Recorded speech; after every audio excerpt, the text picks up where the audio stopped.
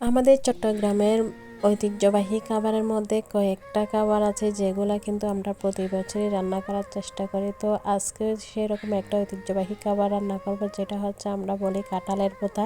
তো চলে আসলাম কাঁঠাল পাড়তে। সো হ্যালো গাইস, আসসালামু আলাইকুম। কি অবস্থা সবার? আই হোপ সবাই ভালো আছেন। আলহামদুলিল্লাহ আমরাও ভালো আছি। তো মাশাল্লাহ মাশাল্লাহ, সবাই মাশাল্লাহ বলবেন।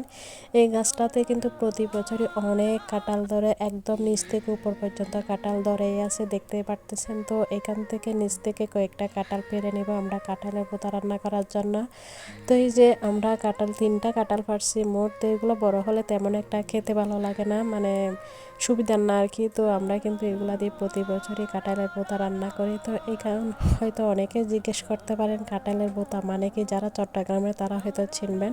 তো কাঁঠালের ভর্তা মানে হচ্ছে আমরা কাঁঠাল দিয়ে কয়েক পদের সবজি দিয়ে রান্না করি, এটাকে আমরা কাঁঠালের ভর্তা বলি। তো এরকম কেউ যদি রান্না করে থাকেন আপনারা কি বলেন সবাই একটু কমেন্টস করবেন।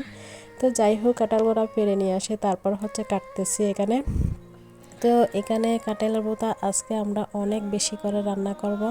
তখনকার যুগে আমাদের মা চাষিরা কিন্তু এগুলা রান্না করলে বড় একটা পাতিলে রান্না করতো, তারপর রান্না করে সবার ঘরে ঘরে এক বাটি করে করে দিত। ওই দিনগুলো কিন্তু এখনও অনেক বেশি মনে পড়ে। এখনও গ্রাম অঞ্চলে এগুলা মোটামুটি আছে, শহরে নাই আর কি। আমরা যেহেতু গ্রামে থাকি এগুলো আমরা করে থাকি আর কি। আজকে আমরা রান্না করতেছি এগুলো আমরা সবাইকে দিয়েই খাবো। অনেক বেশি করে রান্না করতেছি, একটু পরে দেখতে পাবেন বড় বড় দুইটা পাতিলে করে এগুলো রান্না করতেছি। এখানে আমরা বেশ কয়েক পদের সবজি দিছি, প্রায় 11 থেকে 12 পদের সবজি দিছি, যেগুলা তো কাঁঠালের সাথে রান্না করবো আর কি। তো যাই হোক, এখানে বড় বড় করে কাঁঠালগুলা কেটে নেওয়া হয়েছে। তো আমাদের চট্টগ্রামের ঐতিহ্যবাহী খাবার এটা, তো অনেক বেশি মজার আসলে। তখনকার যুগে কিন্তু এগুলো অনেক বেশি খাওয়া হতো আর কি। তখনকার যুগে ওনারা খেতেন হচ্ছে একদম বাচ্চার, আমরা কিন্তু এখন বাদ দিয়ে খাই। এগুলা রান্না হয়ে যাওয়ার পর প্লেটে করে নিয়ে সবাইকে তো দেখতাম আর কি ছোটোবেলায়। তো যাই হোক, এখন এখানে ফেলু বিছুও দিয়ে দিচ্ছি। এই ফেলু বিছগুলো শিলপাটায় একদম কষা চাটিয়ে নিচ্ছি, তারপর হচ্ছে চলে আসলাম এগুলো একদম হাত মাখা দিয়ে রান্না করে চুলায় বসাই দিব আর কি।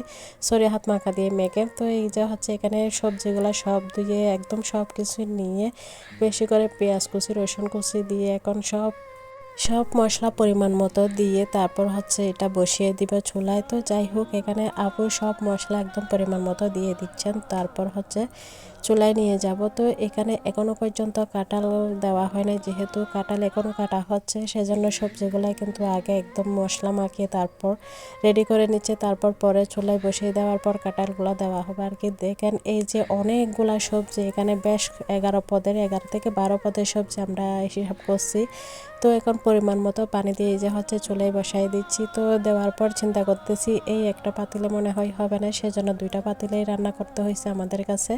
যেহেতু সবজি একটু পরিমাণে বেশি হয়ে গেছে, সেজন্য দুইটা পাতিলেই রান্না করছি। তো একদম মনে হচ্ছিল কোরবানিদের মতো, আমরা কোরবানিদের সময় এরকম দুইটা বড় বড় পাতিলে হচ্ছে মাংস রান্না করি, ঠিক সেই রকম আজকে আমরা কাঁঠালের ভর্তা রান্না করতেছি একদম দুইটা বড় বড় পাতিলে করে। এটা রান্না করতে আমরা অনেক খরচ করছি। মূলত মানুষেরা কিন্তু এত খরচ করে এত বেশি করে রান্না করে না, আমরা কিন্তু তিনজনে খরচ করে এটা রান্না করতেছি। তো যাই হোক, এই যে এখন সবজিগুলো সেদ্ধ হয়ে যাওয়ার পর এটা আবার বাগার দিব। তো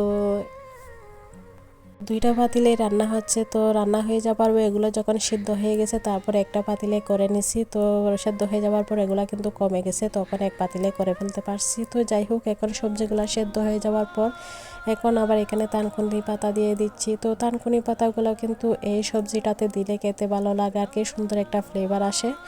দেন হচ্ছে এখন বাগার দিয়ে দিব। এখানে পাঁচফোড়ন দিলাম, বেশি করে রসুন দিলাম, তারপর হচ্ছে বাগার দিয়ে দিচ্ছি। তো বাগার দিয়ে দেওয়ার পর কাঁঠালের ভর্তা একদমই রান্না হয়ে গেছে। তো এই যে সুন্দর একটা ফ্লেভার আসতেছে, এখন উপর নিচ করে নাড়াচাড়া করে নিচ্ছি। তো আজকে আমাদের এই কাঁঠালের ভর্তা রান্নাটা কেমন লাগছে সবাই একটু কমেন্টস করবেন। তো ভিডিওটা এখানে শেষ করছি, সবাই ভালো থাকবেন। আসসালামু আলাইকুম, আল্লাহ হাফেজ।